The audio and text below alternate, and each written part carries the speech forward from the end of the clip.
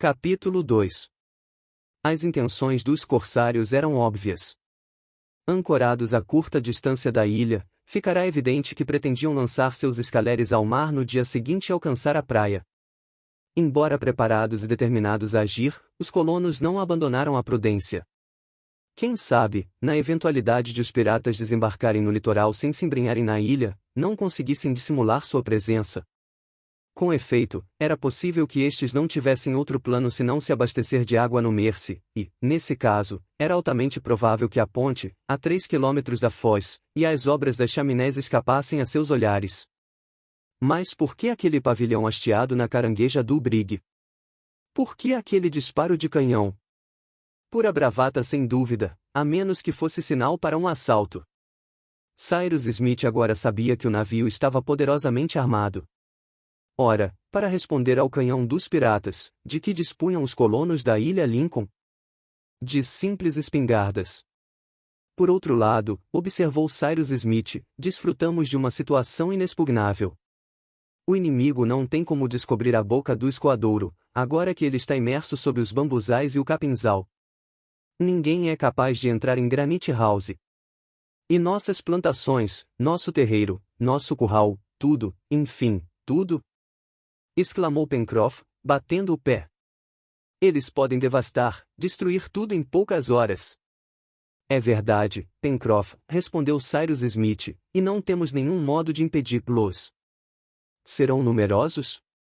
Eis a questão, interveio o repórter. Se forem apenas uma dúzia, não será difícil detê-los, mais 40, 50, mais talvez. Sr. Smith, disse então a Ayrton, que dera um passo na direção do engenheiro, peço uma autorização. Para quê, amigo?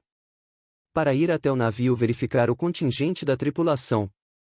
Mas, Ayrton respondeu, hesitante, o engenheiro, estaria arriscando sua vida, e por que não, senhor? Isso vai além de seu dever. Tenho mais que o meu dever a cumprir, respondeu Ayrton. Usaria o bote para alcançar o navio? Perguntou Gedeon Spilett. Não, senhor, iria a nado. O bote não passaria onde um homem pode deslizar sob a água. Sabe que o Brig está a 1,25 milhas da costa? Indagou Harbert. Sou bom nadador, Sr. Harbert. É arriscar a vida, ouça o que lhe digo, insistiu o engenheiro. Não me importa, replicou Ayrton. Quem sabe assim não consigo me redimir diante de mim mesmo. Vá, Ayrton, aqueceu o engenheiro, sentindo claramente que uma recusa teria entristecido profundamente o ex-degredado, agora um homem honesto.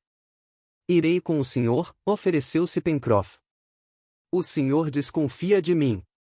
Respondeu vivamente Ayrton. Depois, mais humildemente. Ai de mim. Não. Não. Replicou com vivacidade Cyrus Smith. Não, Ayrton. Pencroff não desconfia do senhor. O senhor interpretou mal suas palavras. Na verdade, me explicou Marujo, proponho a Ayrton acompanhá-lo apenas até o Recife. É possível, embora pouco provável, que um daqueles malandros tenha desembarcado e, nesse caso, 2 homens serão suficientes para impedi-lo de dar o alarme. Esperarei Ayrton no Recife, e ele irá sozinho ao navio, uma vez que se ofereceu para isso. Combinaram assim e Ayrton fez seus preparativos para a partida. Seu plano era audacioso, mas, graças à escuridão da noite, poderia dar certo. Uma vez no navio, Ayrton, agarrado às amarras ou às correntes dos ovens, poderia calcular o contingente e talvez flagrar as intenções dos corsários. Ayrton e Pencroff, escoltados pelos companheiros, desceram até a praia. Ayrton se despiu e esfregou sebo no corpo, de maneira a mitigar a sensação de frio da água. Com efeito, era possível que fosse obrigado a permanecer imerso durante várias horas. Nesse ínterim, Pencroff e Nab tinham ido buscar o bote, amarrado algumas centenas de metros acima, nas areias ribeirinhas do Mersey, e, quando voltaram, Ayrton estava pronto para partir. Os colonos jogaram um cobertor nos ombros de Ayrton e apertaram-lhe a mão. Ayrton embarcou no bote com Pencroff. Eram 10:30 da noite quando ambos desapareceram nas trevas. Os amigos retornaram às chaminés e ficaram de prontidão. Após atravessar o canal sem dificuldade, o bote atracou na margem oposta do Recife, o que foi feito com certa precaução, pois os piratas poderiam estar efetuando uma ronda. Após uma pausa para observação, os dois companheiros constataram que o Recife estava deserto. Então, Ayrton, seguido por Pencroff, atravessou-o celeremente, espantando as aves aninhadas nos buracos de rocha. Depois, sem hesitar, lançou-se ao mar e nadou silenciosamente na direção do navio, cuja localização exata era indicada por algumas luzes, acesas bem a propósito. Quanto a Pencroff, encolheu-se numa reentrância da margem e aguardou o retorno do companheiro. Enquanto isso, Ayrton nadava vigorosamente, fendendo o espelho d'água sem lhe produzir o mais ínfimo tremor. Sua cabeça mal saía da água, e seus olhos estavam cravados no vulto escuro do brigue, cujas luzes refletiam-se no mar.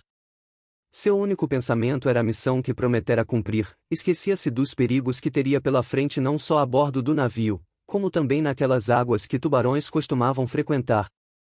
A correnteza o impelia e ele se afastava rapidamente da costa.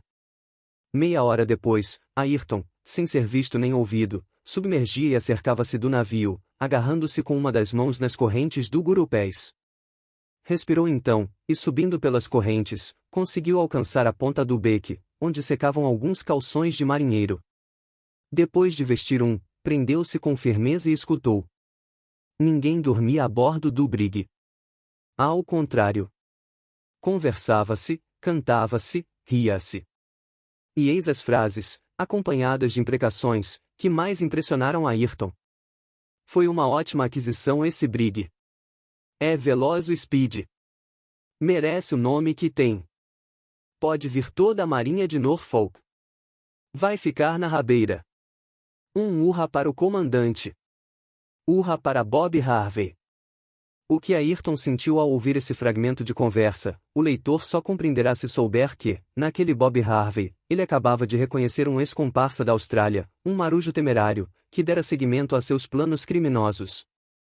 Nas águas da ilha Norfolk, Harvey se apoderara do brigue, então com uma carga de armas, munições, utensílios e ferramentas de toda a sorte, destinados a uma das ilhas Sanduíche.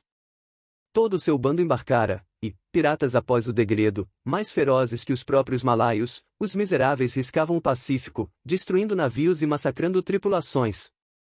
Os degredados falavam em voz alta, contando suas proezas e encharcando-se de rum. Eis o que Ayrton pôde captar. A tripulação atual do Speed compunha-se exclusivamente de detentos ingleses, evadidos de Norfolk. Ah, sim, eis o que é Norfolk. No leste da Austrália, a 29 graus 2 de latitude sul e 165 graus 42 de longitude leste, acha-se uma pequena ilha, com 30 quilômetros de diâmetro, que o Monte Pitt domina a uma altura de 319 metros acima do nível do mar. É a ilha Norfolk, transformada em colônia penal a qual são recolhidos os condenados mais perigosos das penitenciárias inglesas, contingente formado por 500 degredados submetidos a uma disciplina de ferro, passíveis de punições terríveis, vigiados por 150 soldados e 150 carcereiros sob as ordens de um governador. Difícil conceber pior aglomeração de delinquentes. Muito raramente, malgrado a excessiva vigilância de que são objeto, alguns conseguem escapar, assenhoreando-se de navios que eles atacam para depois com eles aterrorizar os arquipélagos polinésios. Assim haviam agido Bob Harvey e seus comparsas. Assim tencionara agir Ayrton antes deles. Harvey sequestrara o brig Speed, ancorado diante de Norfolk, massacrara sua tripulação e já fazia um ano que aquele navio, transformado em navio pirata, assombrava os mares do Pacífico, sob o comando de Harvey, ex-capitão de longo curso, agora corsário dos mares, que Ayrton tão bem conhecia. A maior parte dos degredados estava reunida no tombadilho, na popa do navio, mas alguns, deitados na coberta, conversavam em voz alta. Em meio a gritos e libações, Ayrton ficou sabendo que o acaso fora o único responsável por impelir o Speed para as águas da ilha Lincoln. Bob Harvey nunca pusera os pés ali, tão somente, como presumira Cyrus Smith, ao topar em sua rota com aquela ilha desconhecida, cuja localização não aparecia indicada em mapa algum, concebera o projeto de visitá-la e, julgando-a boa para um ancoradouro, tirar-lhe proveito. Quanto ao pavilhão negro, desfraldado na ponta da carangueja do Speed, e ao disparo de canhão, a exemplo dos navios de guerra quando hasteiam sua bandeira, não passava de bravata de corsários. Ou seja, não se tratava de um sinal, ainda não vigorando nenhum tipo de comunicação entre os fugitivos de Norfolk e a ilha Lincoln. O domínio dos colonos achava-se então ameaçado por um perigo inaudito. Evidentemente, a ilha, com sua guarda fácil, seu pequeno porto, seus recursos exuberantes, tão bem valorizados pelos colonos, as profundezas ocultas de Granite House, não poderia senão apetecer aos degredados. Em suas mãos, ela se tornaria um excelente covil, e, justamente pelo fato de ser desconhecida, lhes garantiria, talvez duradouramente, impunidade e segurança. Além disso, claro, a vida dos colonos não seria respeitada e a primeira medida de Bob Harvey e seus cúmplices seria massacrá-los sem misericórdia. Cyrus Smith e seus amigos não tinham então sequer a alternativa de fugir e se esconder na ilha, uma vez que os degredados pretendiam fixar residência nela e que, no caso de o Speed partir para uma incursão, era bem provável que alguns homens da tripulação permanecessem em terra, a fim de se estabelecerem. Portanto, fazia-se necessário matar até o último daqueles miseráveis, indignos de compaixão, e contra os quais era lícito usar todo o recurso. Pelo menos foi o que pensou Ayrton, intuindo que Cyrus Smith compartilhava seu modo de ver. Mas a resistência e, em última instância, a vitória seriam possíveis? Isso dependia do armamento do brig e do número de homens que o operava. Foi isso que Ayrton resolveu saber a todo custo. Como, uma hora após sua chegada, as vociferações haviam começado a se acalmar e um bom número de degredados já se encontrava mergulhado no sono da ebriedade, ele não hesitou em se aventurar no convés do Speed, que as lanternas apagadas deixavam então numa escuridão profunda. Alcançou então o beque, e, pelo Gurupés, o castelo de proa do brig. Esgueirando-se entre os degredados estendidos ao léu, contornou o barco e notou que o Speed estava armado com 4 canhões, que deviam lançar projéteis de 8 a 10 libras. Verificou igualmente, apalpando-os, que os canhões eram carregados pela culatra. Portanto, tratava-se de peças modernas, de uso fácil e efeito terrível. Quanto aos homens deitados no convés, deviam ser uns 10, mas era de se supor que muitos outros dormiam no interior do brig. Pelo vozerio, Ayrton estimara serem cerca de 50 a bordo. Era muito para os 6 colonos da ilha Lincoln. Ao menos, graças ao devotamento de Ayrton, Cyrus Smith não seria surpreendido, conheceria a força dos adversários e tomaria as providências adequadas. Agora só restava a Ayrton retornar e prestar contas de sua missão a seus companheiros. Dirigiu-se, portanto, à proa do brig, a fim de deslizar até o mar. Entretanto, ocorreu a esse homem, o qual, segundo suas palavras, pretendia fazer mais que seu dever, uma ideia heroica, sacrificar a própria vida e salvar a ilha e os colonos.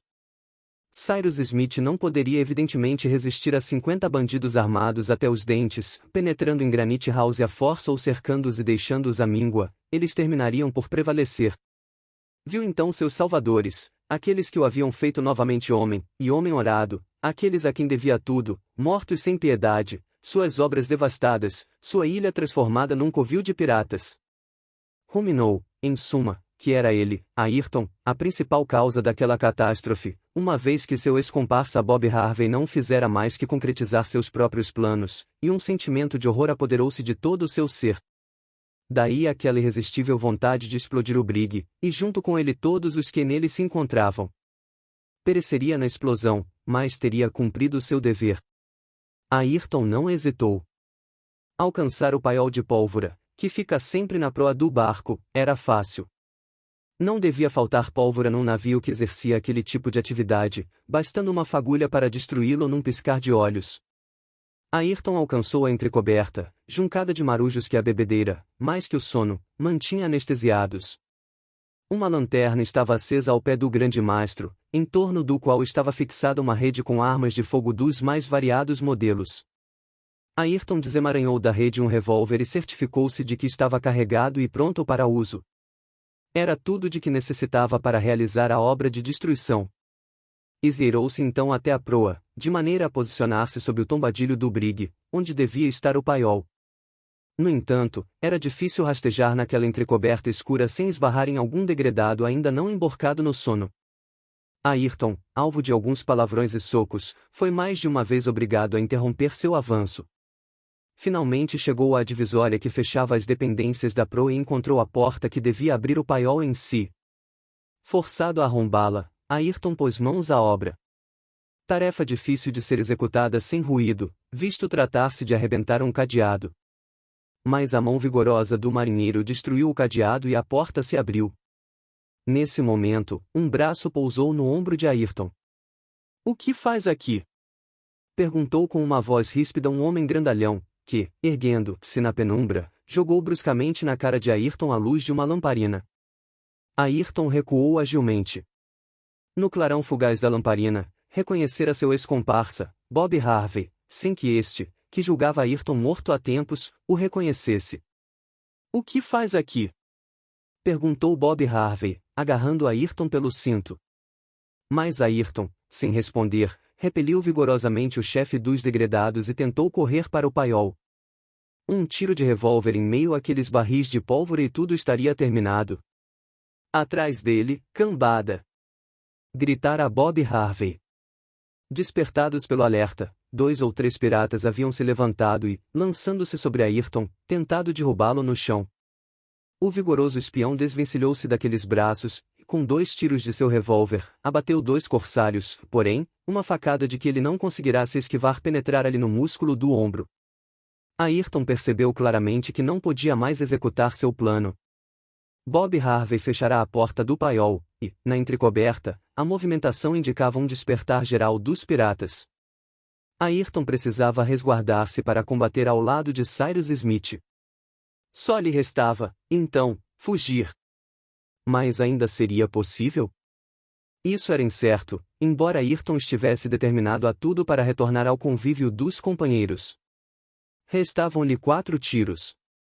Disparou 2, o primeiro deles, destinado a Bob Harvey, não o atingiu, pelo menos não gravemente. De todo modo, aproveitando-se de um movimento de recuo dos adversários, Ayrton alcançou a escada da escotilha e conseguiu subir para o convés. Ao passar diante da lanterna, quebrou-a com uma coronhada, fazendo com que se instalasse uma escuridão profunda, o que poderia lhe favorecer a fuga. Despertados pelo barulho, 2 ou 3 corsários desciam a escada naquele momento.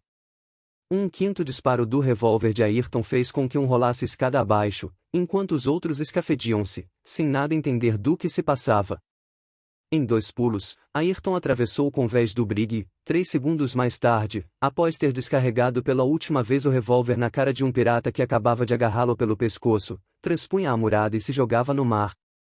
Não dera 6 braçadas e as balas começaram a crepitar à sua volta feito granizo.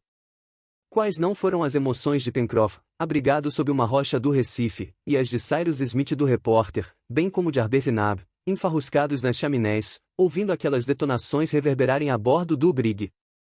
Lançando-se na praia, com as espingardas nos ombros, prepararam-se para rechaçar a agressão. Para eles, não havia dúvida possível. Ayrton, surpreendido pelos piratas, fora massacrado por eles, e talvez os miseráveis pretendessem aproveitar a noite para operar um desembarque na ilha. 30 minutos de um suspense mortífero se escoaram. Nesse ínterim, as detonações haviam cessado e nem sinal de Ayrton ou Pencroff. O Recife teria sido invadido? Não era hora de correr em socorro dos 2? Mas como? A maré, cheia naquele momento, tornava o canal intransponível. O bote desaparecera. Imaginem a terrível preocupação de Cyrus Smith e seus companheiros. Finalmente, em torno de 00:30, um bote carregando 2 homens encalhou na areia da praia. Eram Ayrton, levemente ferido no ombro, e Pencroff, são e salvo, que os amigos receberam de braços abertos.